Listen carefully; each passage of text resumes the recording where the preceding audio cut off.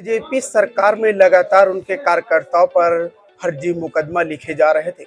भरी बरसात में फर्जी मुकदमा लिखे जाने पर राज्य मंत्री प्रतिभा शुक्ला जी नाराज हुई और भरी बरसात में थाने में जाकर के धरना प्रदर्शन किया था।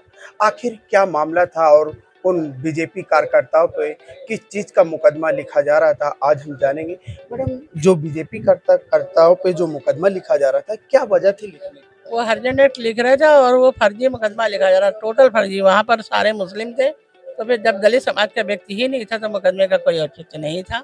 उसका कारण एक सड़क बन रही थी विधायक निधि से, जिसमें कि वहाँ का सभासद विरोध कर रहा था, जबकि वो सड़क सभासद विरोध करने का कोई औचित्य नहीं है, क्योंकि वो पुलिस लाइन के अंदर थी, जेल के सामने की सड़क थी और बदलापुर गाँव की ये सड़क थी जो बहुत जरूरी थी बनने, तो इसलिए वो बनाई जा रही थी। जब सभासद कह रहा था कि और ज़्यादा बनाई जाए, विधायक निधि से गांव में काम कराने का है, टाउन एरिया हम लोग तो करा दे रहे थे काम, वही काफ़ी था, जबकि हमें वहाँ से कोई वोट नहीं मिला था। जनहित में ये कार्य हो रहा था, लेकिन इल्ज़ाम लगाया गया कि हरिजन एक्ट लगा कि हॉट टॉक हो गए, जबकि दलित समाज का व्यक्ति ही नहीं था।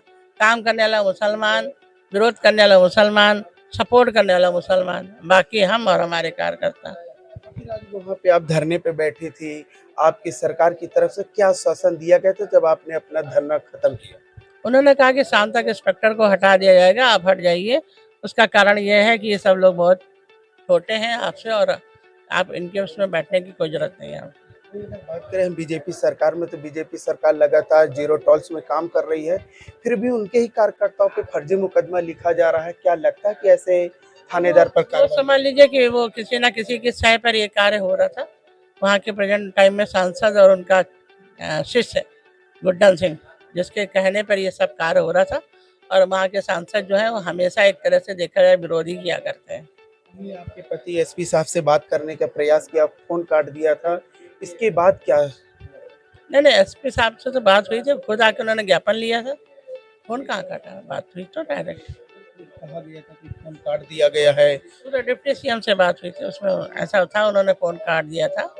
हो सकता है कहीं बिजी हो। आगे आगे जब आपके जो कार्यकर्ता पर जो मुकदमे लिखे जा रहे हैं, अगर आपकी मांगे नहीं पूरी होगी, तो सरकार से क्या मांग है? क्या लगता है कि बीजेपी सरकार पे कुछ नहीं है, हम लोग बीजेपी के लोग हैं, बीजेपी के लिए ही काम कर रहे हैं और सरकार के हित के लिए ही ये सारे कार्य हैं। ये कोई सरकार के विरोध का मुकदमा नहीं है। हमारे मुख्यमंत्री जी का जो नियमावली है, हम उसको आगे फॉलो करने के लिए काम कर रहे हैं कि सही सही कार्य करें, गलत काम वो कभी ना करें जो सरकार के बदनामी करता है। देखने और सोचने की बात है कि अब वो किस प्रकार से जो थानेदार साहब जो बीजेपी कार्यकर्ताओं पे फर्जी मुकदमा लिखे जा रहे हैं, ये जांच का विषय है कि आके किसके दबाव में लिख रहे हैं।